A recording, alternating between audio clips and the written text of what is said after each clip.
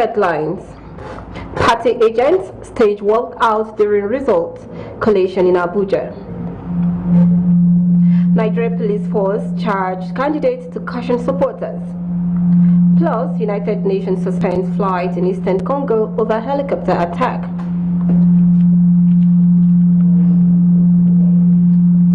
Hello, this is News Live on Viewer Television. I am Dakare Ependu. We begin with results collation. Two agents of the flag bearer of the People's Democratic Party, PDP, Atiku Abubakar, stormed out of the National Collation Center for the results for the presidential elections results at the International Conference Center in Abuja on Monday. A member of the 8th National Assembly from Kogi West Senatorial District, Dino Melaye, and a former governor of Imo State, Emeka Ihedioha, an agent of the Labour Party, amongst others, staged a walkout on the chairman of the Independent and National Electoral Commission, INEC, Mahmoud Yakubu, over dissatisfaction on the process of the collation of results from states collation officer for the presidential election, Scopes. The drama ensued around 4:30 p.m. at the resumed collation exercise of the February 25 presidential results for the second day.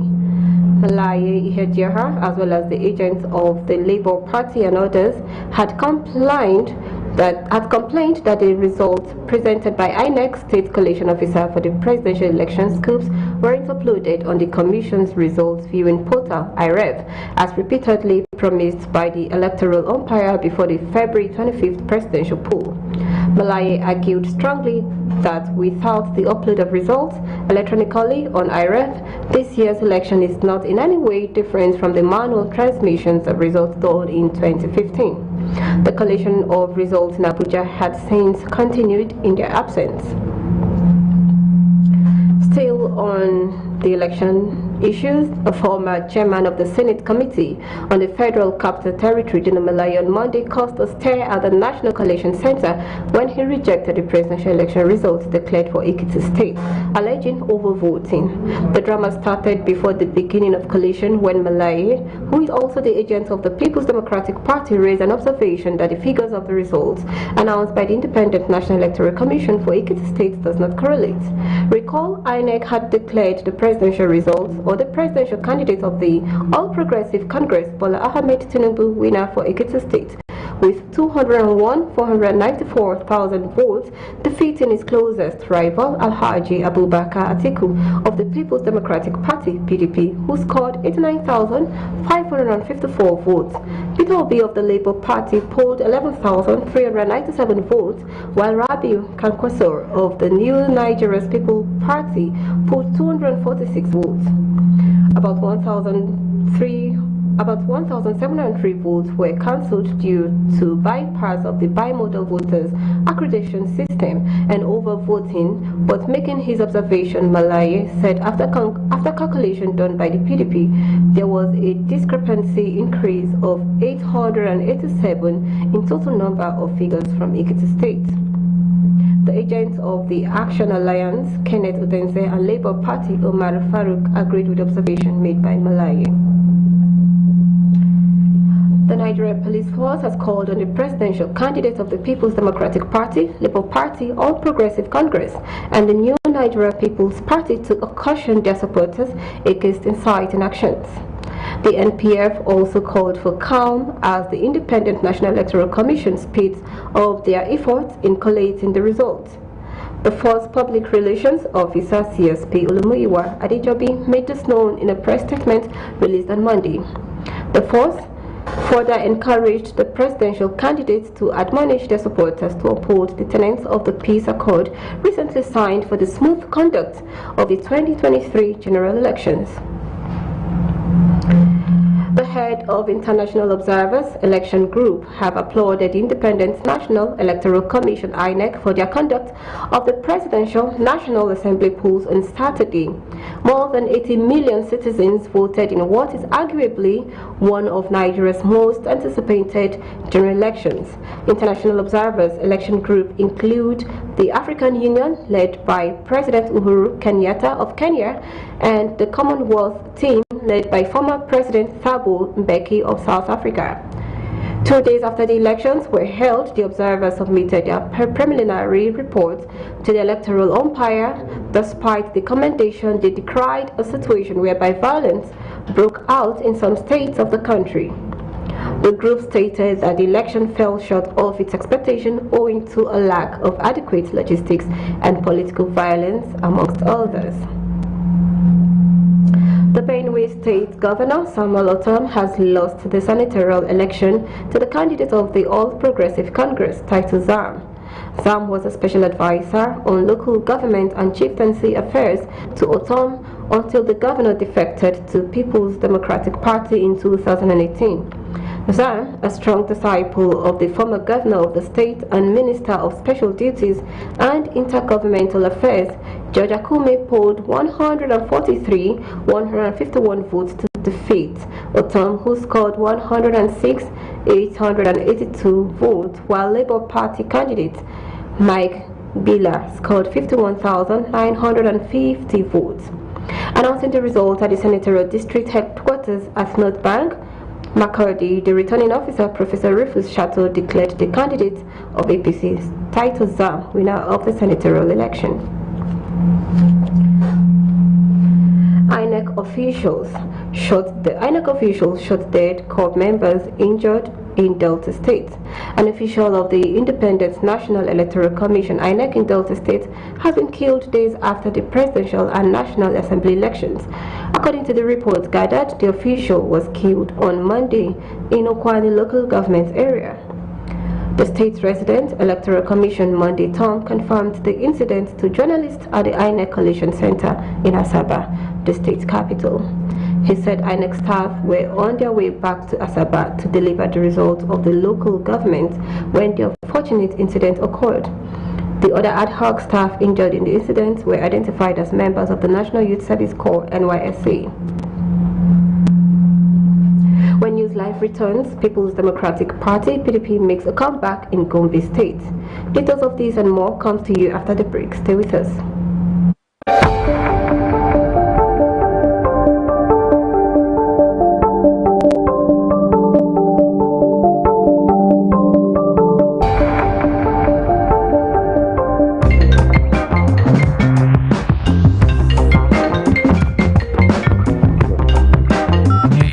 Good morning, gentlemen. I'm at the Envoy Hotel, Diplomatic Drive 305, here for a business weekend. It's been an amazing stay. Conference hall and business facilities here are stylish and innovative. The Envoy Hotel is luxury, esoteric, opulence, for ultimate comfort.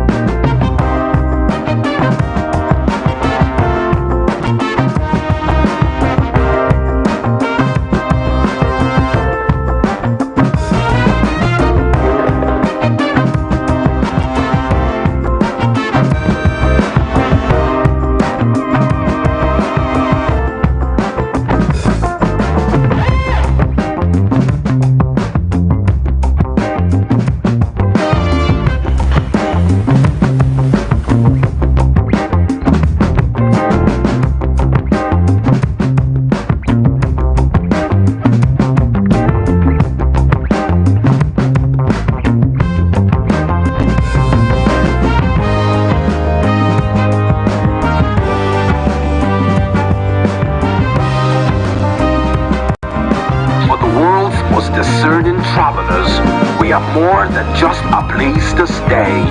We are an icon of comfort, style, and thoughtful luxury. We are Envoy Hotel.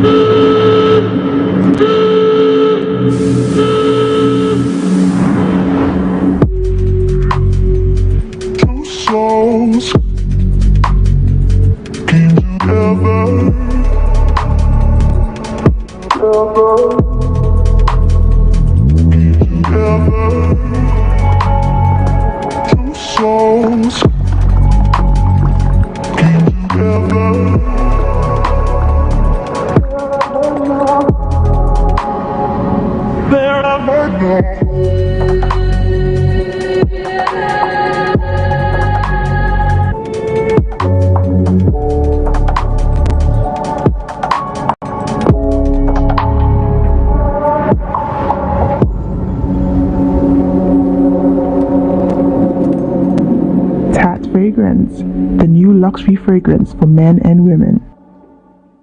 Pararam pra reparar, estão ouvindo esse som, usando seco no ar, merece nossa atenção. Preparem bem os sensores para poder captar. Parem usinas, motores.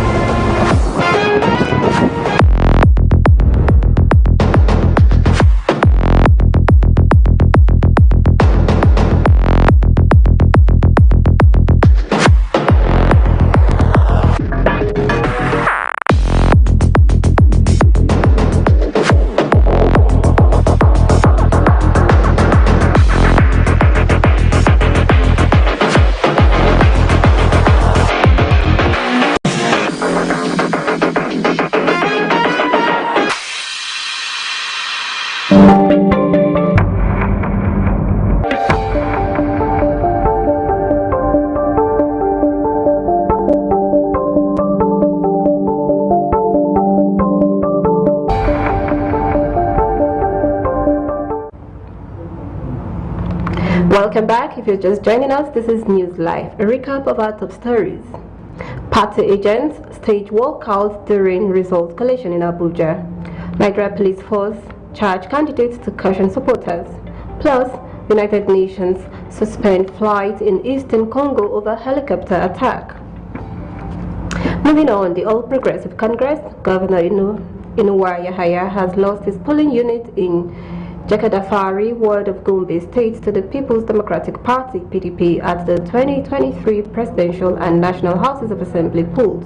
The PDP pulled 319,123 votes to defeat APC of 146,977 votes and Labour Party 26,160 to clinch the presidential district. The APC suffered further defeat in 2 out of 3 senatorial districts and 5 out of 6 federal constituencies of Gombe State. As the opposition, PDP promises to continue its clean sweep of the entire state. Stakeholders of the All Progressive Congress say their party will make a dramatic comeback during the March governorship elections slated for 11th and Houses of Assembly elections. Presidential candidate of the All Progressive Congress, APC, Bola Ahmed Tinubu, says losing Lagos State narrowly to another party should not be a reason for violence. He said this in a statement issued in Abuja on Monday by Bayo Onanuga, Director Media and Publicity, APC Presidential Campaign Council. Tinubu appealed to Lagos State residents to be calm and eschew any act that could lead to breakdown of law and order. He stressed that the outcome of the election in Lagos State, where Labour Party won the presidential election, should not be a source of provocation.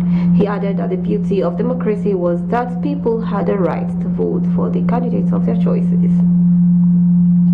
Still on general elections, Chairman, Chief Executive Officer of the National Drug Law Enforcement Agency, NDLEA, Brigadier General Mohammed Marwa, retired, has commended officers, men and women of the anti-narcotic body for their good conduct, visibility and blocking access to illicit substances during the presidential and National Assembly election at the weekend. The agency, as a member of the Interconsultative Committee on Election Security (ICCES), had deployed almost 10,000 personnel across the country during the Saturday election, with a situation room at its national headquarters in Abuja for a round-the-clock monitoring of the polls through field reports from officers and men spread nationwide. In his reaction to the preliminary report collated across the area, State and Zonal Command of the agency, General Marwa said he is satisfied with the professional conduct of NDLEA personnel deployed across the country, their working synergy with other security agencies, and most importantly, ensuring the electoral process was free from the influence of illicit substances. He charged them to remain vigilant and intensify their offensive action across the country between now and the next election, with a view to ensuring that the influence of illicit drug is removed from the governorship and state assembly election nationwide on March 11th. The Presidential and National Assembly was held peacefully in Plateau with no report of violence. Voters conducted themselves peacefully and cast their votes at various polling units. There were, however, cases of BVAS failure and late arrival of INEC officials. Our correspondent Nasir Saudi from Jos reports. The long-awaited day is here as Nigerians queue at various polling units to elect the position of President and National Assembly members.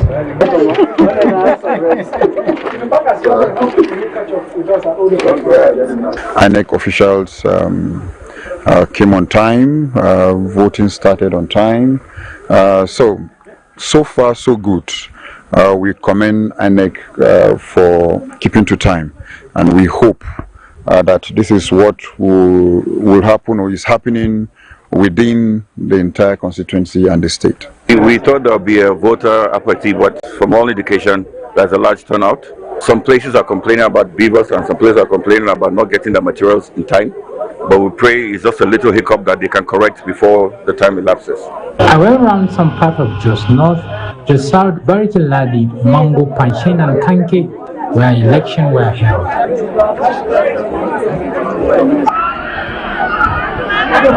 We have never eat anything because of this election. At a particular polling unit in Barikinladi, INEC officials were not on ground at about 12 noon. Plateau North Senator Idigang had to intervene as voters were angry. It's now to 12, about 20 minutes to 12. And as I'm talking to you, no INEC official has arrived. The materials have not arrived, and the people are agitated. And I want to express concern over this situation. That today is a very critical day for our nation, for our democracy, and INEC has given us every assurance of a credible, free, fair election. And that can only become a reality if Nigerians are able to exercise their franchise. Idigang later joined the voting line in his village at Rawuru to cast his vote alongside his wife. Idigang and PDP governorship candidates in Plateau State share their thoughts on the election. I want to thank Nigerians, particularly here at Rawuru polling unit. They've turned out to exercise their franchise, and which is a very good indication that our people have responded to our plea and call to be part and parcel of the democratic process. And today the election is the point where the whole processes that INEC has put in place is being tested. I found my people, the beavers is working, the register is there, except that when I came, I have my own PVC. My name is on the register, the hard copy. The beavers, we took 15 minutes trying to sort out my identity on the beavers, but up to now, it is still not showing my presence in the beavers. The option was whether I should now vote, seeing that my name is on the register, but that will be against the provision of the Electoral Act. I am staying back to still allow others, because I've taken 15 minutes and that is delaying other voters from exercising their franchise. So I would allow others to vote and then come back again for them to still try the second time to ensure that I am not disenfranchised. This is one civic responsibility that I will not want at all to be excluded from. And if it happens that the beavers excluded my name, then INEC has an explanation to offer to Nigerians and to me in particular. The process has been going on seemingly smoothly. From what I have seen, we have a few hitches here and there. One of the hitches we had, particularly in my polling unit and in other polling units within my ward, was late start in the election process. For example, I voted at about 11 a.m., which is about 2 hours after the official time to start the process. Process has been going on smoothly. The other thing I must mention is that there have been reports in certain areas where the ballot papers were not sufficient for some of the positions. In fact, in one of the polling units, we understand that the ballot papers for the presidential election were not there at all. We've asked for further investigation and explanation, but I think on the whole, INEC has prepared reasonably well, and we are hopeful that they will deliver on the promise they have made of a credible election. Expectations are high as Plateau people wait to hear the outcome of their votes across the 17 LGAs of the state. Nasser Seidu, VOA TV News, Jos. The United States has announced starting March 1, 2023, it will increase visitors' visa validity from 24 months to 16 months for Nigerians who want to enter the United States temporarily for business and/or tourism. This was contained in a press statement by the U.S. Consulate General released on Monday.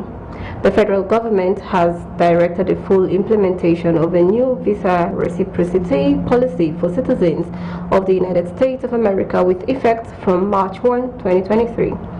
The Minister of Interior, Ralph Aregbesola, said the directive was issued following approval for the implementation of the new bilateral consular policy agreement between the two governments. The statement by the United States Consulate also assured that the cost of the visa fee still remains the same. You are still watching News Live on Viewer Television. Business International News comes to you right after the break. So stay tuned.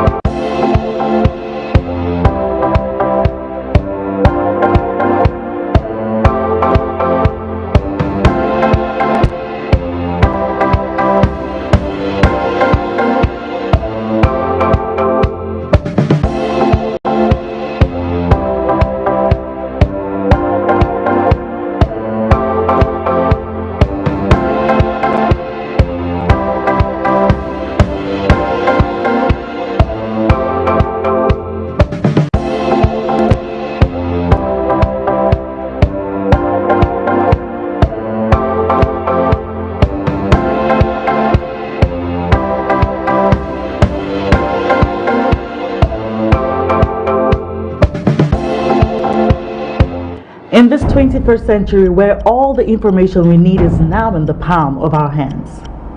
News from around the world, entertainment, celebrity gossip, sports, and much more.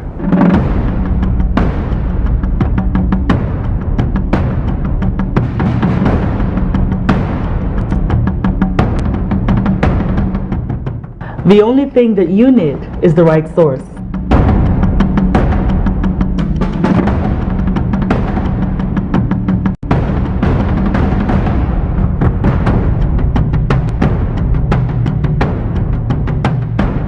Viewer TV is now on the go. Simply check us out on our social media pages on Facebook, Instagram, YouTube, and Twitter for all the information you need.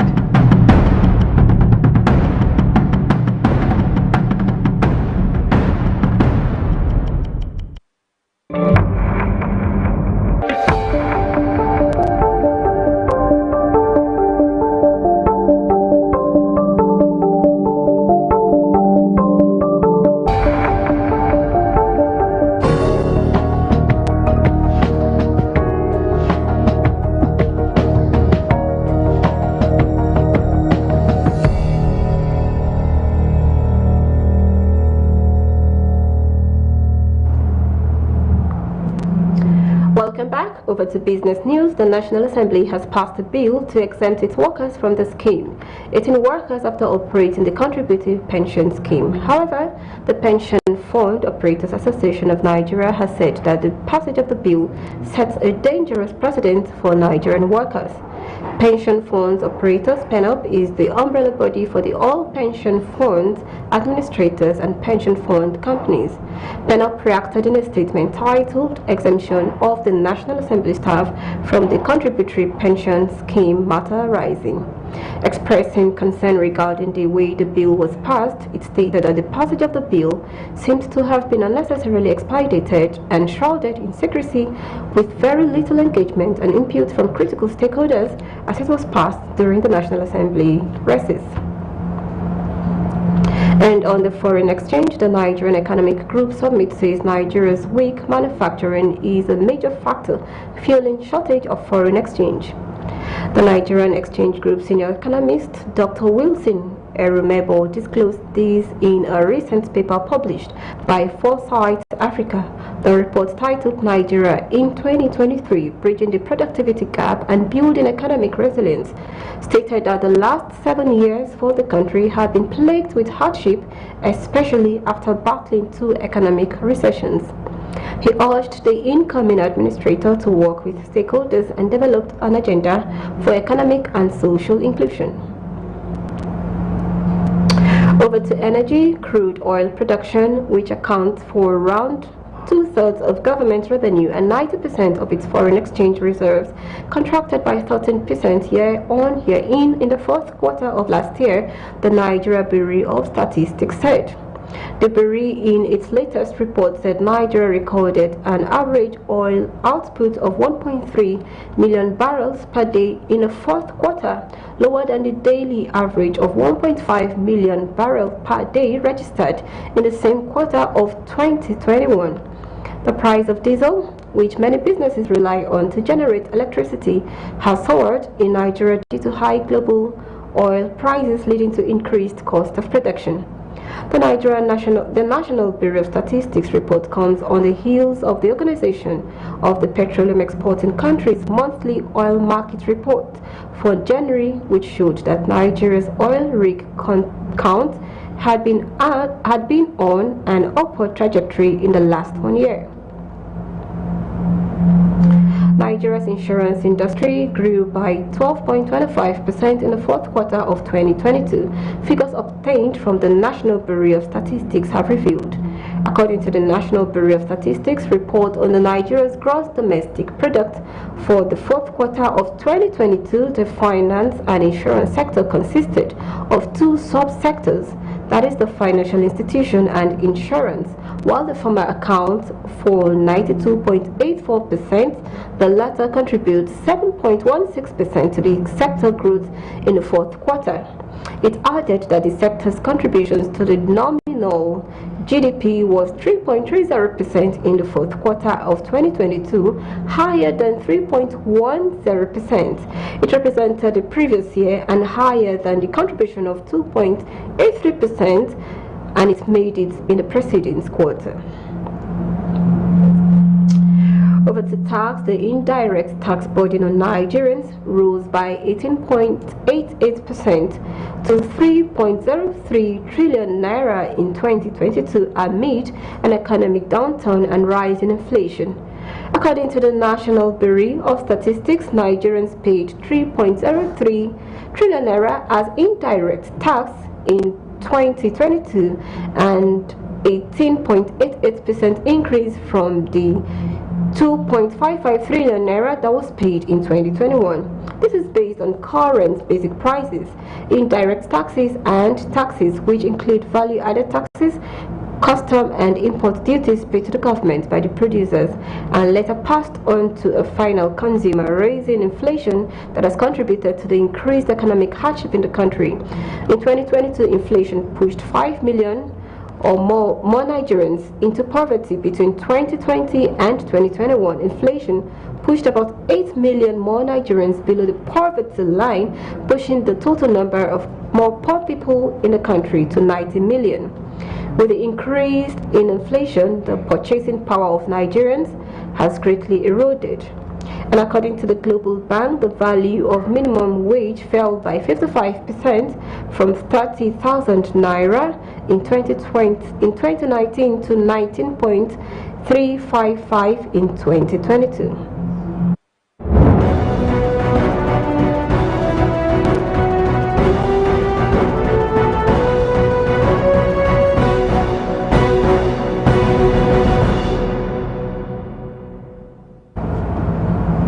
And in news around the world, Mali and Burkina Faso have reaffirmed their commitment to a strong, lasting alliance between the two countries. This follows the visit of Malian Prime Minister Choguel Magar and Ouagadougou, where he and his delegation held meetings with his counterparts, Kalem Detembale, and government ministers. The busy schedules included the delegation discussing security and the fight against terrorism, humanitarian aid, health, regional cooperation, and sanctions. Magar and Kalem Detembale criticized the decision by the Economic Community of West African States, ECOWAS, to maintain and tighten sanctions against their countries despite their pleas. They said the sanctions do not take into account the reality and hardships faced by people in their country. The two men also signed an agreement to cooperate in the fight against terrorism, which plagues both Mali and Burkina Faso, which are both under military rule. And they participated in the opening of the 28th Pan-African Film and Television Festival, FESPACO, which is taking place this year in Ouagadougou. A United Nations helicopter came under heavy fire in eastern Congo, bringing the mission to suspend flights in the conflict-riddled region, the organization said on Monday. A helicopter returning from Wakikel to the regional capital Goma in North Kivu province came under attack for 10 minutes last week, but was able to land safely in Goma with all 3 crews and 10 passengers unharmed, said a statement by the United Nations World Food Programme. Flights have been suspended on specific routes in the region until the security situation can be reassessed, said the United Nations. The helicopter delivers assistance to some of Congo's most remote areas, which would otherwise be inaccessible because of poor roads or insecurity. Meanwhile, no group has claimed responsibility for the attack, but this is the second time this month that a United Nations mission helicopter came under fire in North Kivu province. The previous incident killed a South African peacekeeper and injured another. The United Nations Security Council said the deliberate targeting of peacekeepers could constitute war crimes. Over to human rights violation, the UN Secretary General